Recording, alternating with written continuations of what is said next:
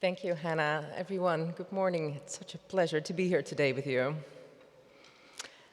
Isabella d'Este, Maria de Medici, Isabella Stewart Gardner, Peggy Guggenheim, Najesta von Meck. The history of European art is studded with iconic women patrons. None of them, however, appear to be Dutch or Flemish or stem from the 17th century. In academia, this oversight becomes glaringly obvious when perusing surveys of women artists, such as this one, 1997 volume edited by Cynthia Lawrence, which skips the Netherlands, going straight from the Italian Renaissance to Georgian England. Why this gap, I wondered? Were Dutch and Flemish women not active as consumers on the market, or just not structurally so? I mean, surely not, because everyone here can conjure up examples of artworks commissioned by women. There is the Oranjezaal, the portraits of female regents, of widows, for instance. So I wondered, what's going on here? Are such examples just anomalies, or have women been structurally overlooked as potential patrons? This question very much lies at the heart of my ongoing research. The CODART 27 Program Committee has asked me to present an update of my research project, The Female Impact, to present my research on women consumers, collectors, and connoisseurs, and to illustrate some of the ways in which we've been collaborating with museums. So my emphasis very much is on ongoing research, while Katelijne so beautifully reflected on the past and the leap will be looking to the future. I guess that makes me the spirit of Christmas present. The Female Impact is a research project that started at the University of Amsterdam in 2021, and it ends in the summer of 2026, and we are funded quite generously by the Dutch Research Council, so that's NWA. And our project very much builds on the work of Katelijne, but also Elizabeth Honig, Els Kloek, Frema Fox-Hofrichter, and many others. And new about our research is this sort of interest in the intersection of women, the art market, and household consumption. And we very much work based on the premise that the art market is part of household consumption. Our project is divided into 4 sections that cover both the consumption and the production side of the art market. And last year, we had the Female Impact Symposium, which took place at the Trippenhuis in Amsterdam. And there we substantiated some of our claims. For instance, a claim that women not only created artworks, but also managed workshops, appraised paintings, dealt in artworks and artist supplies even, and handled sales and legal matters. And they all did so in a structural manner. Regarding the consumption side of the art market, we have claimed now that non-aristocratic women not only purchased paintings, but also assessed quality, negotiated prices, supervised repairs, passed artworks to the next generation, oversaw building projects, and collected paintings as art lovers. And I'd like to emphasize here that this is not wishful thinking, this is not projection, this is not feminist agenda, this is based on archival research that we've done over the years. More broadly, last year, we presented some of our initial conclusions.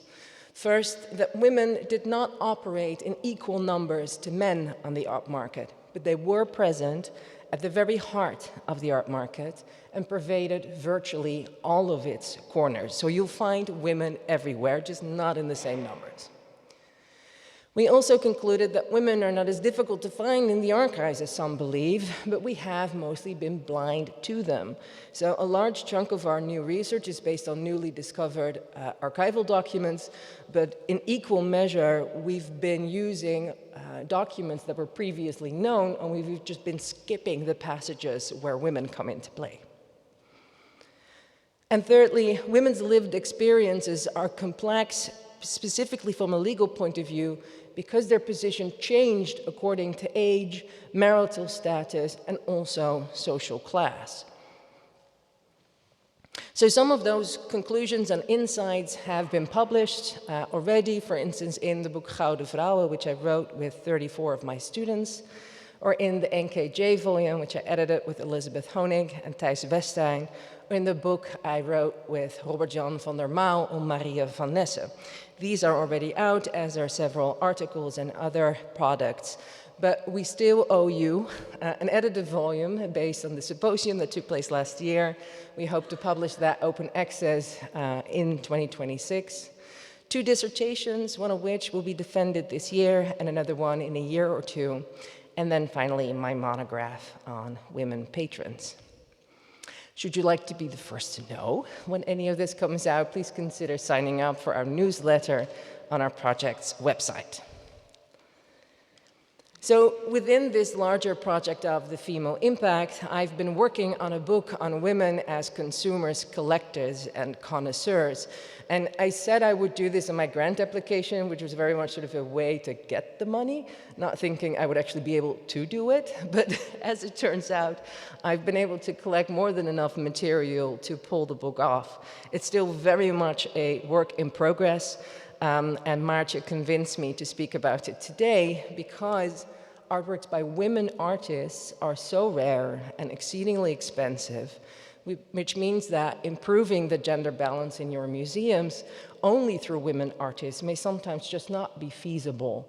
And looking at women in different roles can actually help you improve the gender imbalance, and it might help you shift the paradigm to know some of these stories. So she just twisted my arm successfully, so to speak. I began my research by assessing quite simply whether women even had the right to purchase artworks and spend large sums of money independently. A question I was asked frequently, not in writing ever, but at receptions and usually in an informal manner. But Judith, women didn't even do that. They weren't allowed. So I went to some of these sort of legal writings of the 17th century. And yes, the answer is, of course, women were allowed to do this, but they are, but there is a bit of gray area here. Here described by the lawyer Simon van Leeuwen, he wrote that married women were not allowed to sell or pawn jointly owned possessions, with the exception of everything concerning the household. Uitgezonderd alleen zoveel het huishouden aangaat. So here we have women's agency on, in the area of household consumption. Now, Simon van Leeuwen, but also Hugo de Groot, another lawyer whose writings I've come to know quite intimately, they've both wondered how high this household really should be. And like a 1950s husband, they had no idea about the price of milk. They suspected it probably should depend on a household's wealth and social standing, but they couldn't really come closer to that. I've now researched several letters and household ledgers, and it appears that the very wealthiest households, the one that would collect artworks, easily had a budget of 1,000 to 4,000 guilders a year, so that's 100 to 400 grand today. Clearly, it took strong legs to carry luxury, as joked by Adriaan van de Venne here. And the inscription reads, het zijn sterke benen die weelde kunnen dragen. So based on this sort of legal footing, I continued to read about wealth and found that it also had a certain social and maybe even mercantile purpose in society, a notion that appeared to be omnipresent in contemporary literature. And I won't go through the volume of what I've consulted. My favorite one is De Hollandse Wereld. In this book, a Swedish traveler is invited to the home of a very wealthy Amsterdam merchant. And as they walk through the house, the host and his guest move from one richly furnished room to another, passing through, amongst others, een kamer vol kleurrijke schilderijen, a room filled with colorful paintings worth several thousands of guilders. Amazed by the sheer number of objects and the ostentatious display, the Swedish visitor asked his host, what do you use these things for? What is the purpose of all of these objects? To which the Amsterdam merchant exclaims, oh, no, this is all for show, and only then will our wives be happy. He emphasizes the importance of marital balance and harmony, and he says women must be allowed to play their part. They are the ones who have knowledge in this respect. What is more, he says, there is an upside to it for me as well. It adds to my credit worthiness as a merchant. Because here in Amsterdam, he says, a person's wealth is based on how his house is furnished. And in my book, I use such contemporary writings to explain why women purchase paintings, to what end they did so. And I use, in addition to that, study cases to sort of demonstrate that women did this. And then I try to sort of emphasize the very different ways in which women did this. So there's no real way to sort of give you a stereotypical image of, oh, women as mistresses of the household did this or that. They really took on a wide range of roles, from, say, collectors and connoisseurs, such as Petronella de la Cour or Marie de Knuit, Vermeer's primary patron, about whom Piet Bakker and I have published in the Rijksmuseum book, Closer to Vermeer. But also women who commissioned artworks and bought them spontaneously at annual fairs, so really sort of mixing it up, such as Maria van Nesse, who purchased over 100 works of art, from quite important artworks to just knickknacks that she came across. So in my book, I bring sort of these fleshed out study cases together with more examples, including the ones that are on the screen, showing that women were structurally active as cultural agents on the Dutch art market. And I just picked a couple of sides to re-emphasize Katlijn's point, saying equality is not an issue here. They were buying at the very high end of the art market too.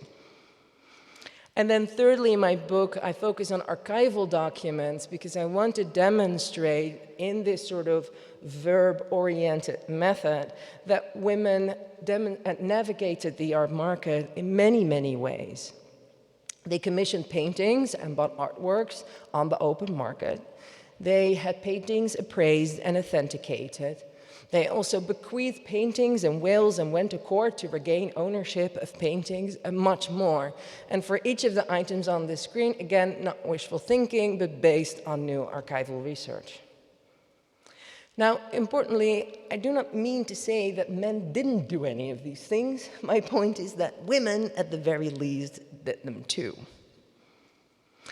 So at this point, you might be wondering, this is all good and well, Judith, lovely book, but how do we incorporate such stories about women patrons and also about women professionals in museum galleries? Now, before I answer that question with some concrete examples, I would like to acknowledge that my own involvement has been somewhat restricted in this sense. It's not my core business, but it's been made possible in large part to the efforts of my students, my student interns, and PhD candidates, as well as many dear colleagues in various museums. So one of the ways to sort of bring these topics to the fore, especially when no relevant objects survive, is by publishing on them. And I was very happy that Ginny and that Frederica invited me and my PhD student, Marleen Puijenbroek, to contribute essays to the catalog. Mine is about women art patrons, but Marleen Puijenbroek has a wonderful essay talking about women as art dealers, which is an entirely new sort of profession where we didn't realize women were active, but they certainly were. And if you're interested, you should definitely read Marleen's work on that. Another way to incorporate it is to just acknowledge women as patrons when we do have the information. When I was a fellow at the Center for Netherlandish Arts, I became intrigued by this portrait commissioned by Christine Lepper, which is well documented. Also well documented is how the painting passed from mother to daughter and once a niece from the 17th century all the way to the 1990s. And every time it was gifted to a woman named Margaretha, so this is known as the Margaretha portrait. It's an incredible story of both women's patronage and provenance, but it was sort of It was in the original wall label, but it wasn't really the center of attention. So I worked with Antien Knaap, who is a masterful wall label writer. I am not. And we worked together to sort of acknowledge both the commission made by Lepper and the women who came after her.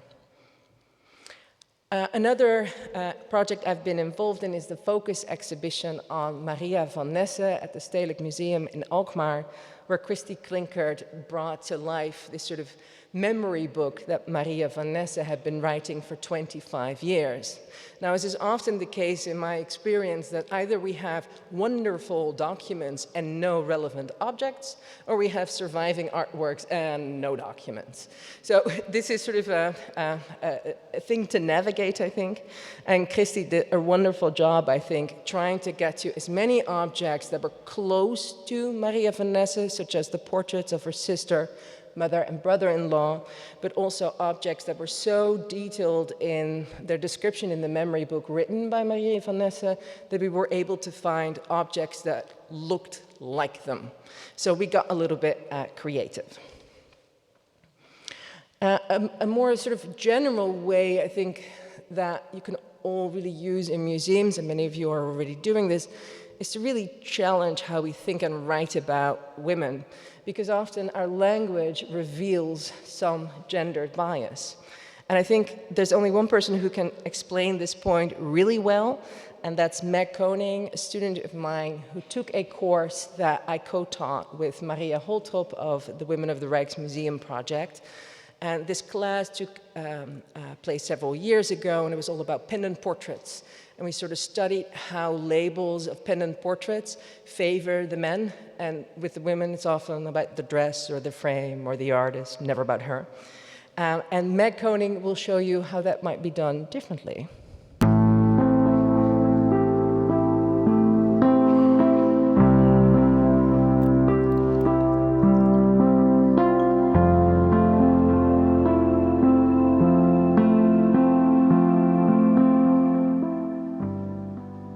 I'm Meg Koning. The portrait medallions present Catharina Hooft and her husband Cornelis de Graaf as a power couple and recall the world of ancient Rome. Much is known about the political career of Cornelis de Graaf. For example, that he was a burgomaster of Amsterdam and that he was partly responsible for ordering the build of the new city hall on Dam Square, which is now known as the Royal Palace. We also know that he was a Republican and that he acted as an advisor for Johan de Witt, who was the leading Republican of the Dutch States Party. But who was Catharina Hooft, the other half of this power couple? We know, of course, that she was a descendant of the Hooft family, which was a very wealthy, influential and ambitious household in the 17th century in Amsterdam. And at the age of 16, she married Cornelis de Graaf, and together they had 2 children, Pieter and Jacob. It was not long after the completion of these medallions that Hooft became a widow and stepped up as head of the family. And it was through her assets and influential contacts that she navigated within the circles of the ruling elites, both royal and republican. And although we do not know much about her personal life, she somehow ended up in history books as a woman violent by nature. This damning reputation was actually based on one sole incident. In 1669, her youngest son Jacob courted the wealthy heiress Anne Christina Pauw. This was problematic as the Hooft and Pauw families were economic, religious and political rivals in Amsterdam. Thus, Jacob openly put his mother in a difficult position and challenged her authority. As head of the household, Catharina had no intention of granting her permission for the marriage. In the end, she even threatened to disown Jacob. In the midst of this crisis, she turned to family friend and political figure Johan de Witt, in order to seek support from him for her objection to the marriage. Although de Witt at first was in favor of the young lovers, Catharina's letters show that she could not be persuaded by anyone to think differently about the marriage, not even by Johan de Witt. In the end, Jacob had no other option but to succumb to his mother's will. The letters between Jacob, Catharina and Johan went back and forth, and when things got heated, Jacob called his mother a foolish and grouchy old woman. This is an image that has prevailed in literature. Cornelis Azanius von Siepenstein set the tone in 1889 when he evoked Shakespeare's tragedy Romeo and Juliet with Hooft as the chief villain. Yet none of these tales took into account Catharina's position as matriarch of the family, nor her family history, or a pivotal position as a widow in an influential family. This is the woman artist Cordeline set in stone, a strong-willed and influential head of a household and proud carrier of the Hooft family name. So thankful for the Rijksmuseum for making this video. And to Meg, a second-year BA student who took Catharina Hooft from monster-in-law to matriarch in 3.5 minutes. I've also worked with MA students, several of them, Femke Valkhoff, Flop Bouwman, Eva Konings, Iris Jokker, and Anne-Linde Ruiter, who's here today. You'll hear from her, she's in the program. And they've each sort of done a dual internship, both with the Female Impact, but also at a museum. So the women of the Rijksmuseum, the Museum van Loon and the Prinsenhof Museum. And Iris Jokker, who is here dressed in bright blue, for instance, worked in Delft, where she advocated for the inclusion of Maria van Rijgersberg's portrait in the room on Hugo de Groot and his escape from prison in a bookcase. An escape that was orchestrated by Maria van Rijgersberg, which was emphasized by Hugo de Groot himself at the time. I heard that the portrait itself was not difficult to locate in the depot, but it was a different pair with Hugo de Groot. And the better Van Mierenveld, David de Haan told me yesterday, used to be on the walls, and now the slightly lesser Van Mierenveld is there, but with Maria van Rijgersberg. So I think this also changes sort of how we think about the decisions we make and the role that quality plays or the importance that's attributed to gender. It's still very much the stage of low-hanging fruit, you could say. Other research interests, Femke, Lot, and Anne-Linde, contributed to the 200 or so wall labels adjusted by the Women of the Rijksmuseum project, which aims to incorporate women's perspectives. It's a massive undertaking. Lots of others have worked on this too, of course. And what I really appreciate about the Rijksmuseum project is that they not only looked critically at their own label writing, as massive an undertaking as it was, but they also provided a guideline to help others improve theirs. So these are some guidelines that the project has shared before, and I believe Marion and Laurine were instrumental in presenting it maybe 2 years ago. And the top 3 bullets are specific to the Rijksmuseum, wall labels, and then we have a lot of the things that we've already heard before. So lots of sort of evaluations, beautiful, amazing, wonderful, that we read in female wall labels, but not male ones. The number of children is usually mentioned with women, but not necessarily men. Can be relevant to the production, but it isn't always. Same with costume, as I already mentioned. And I really like the last one. Do not present every woman as a heroine conquering difficulties. I have to remind many students who come to me and want to work on women in the arts, because they arrive guns ablaze, feminist pamphlets in hand, and I love it, but soon, before you know it, history will look something like this, which is cool, and I get it, but it lacks historical accuracy. That's the academic in me that goes like, maybe we are a little bit. Should be aware of those things. So the Rijksmuseum has done a wonderful job in sort of bringing that out. So I think these are just some examples, some really low-hanging fruit that I was able to play a minor role in.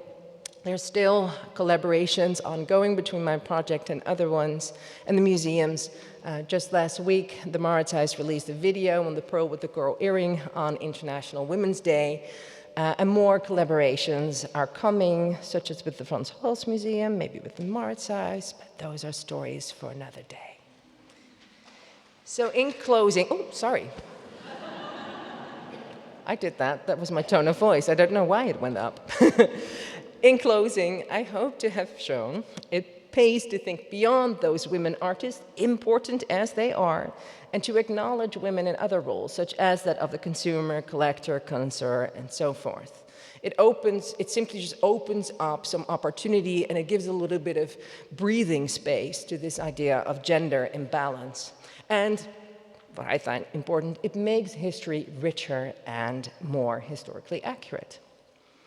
It's still very much early days. There's lots of work to be done, but I think when doing it, it's really important that we do so, and I borrowed the words here of Penny Pritzker, with the idea in mind that we can change history, but we can and should change the way history is told, and what better way than to do it together. And that really is the end. Thank you for listening.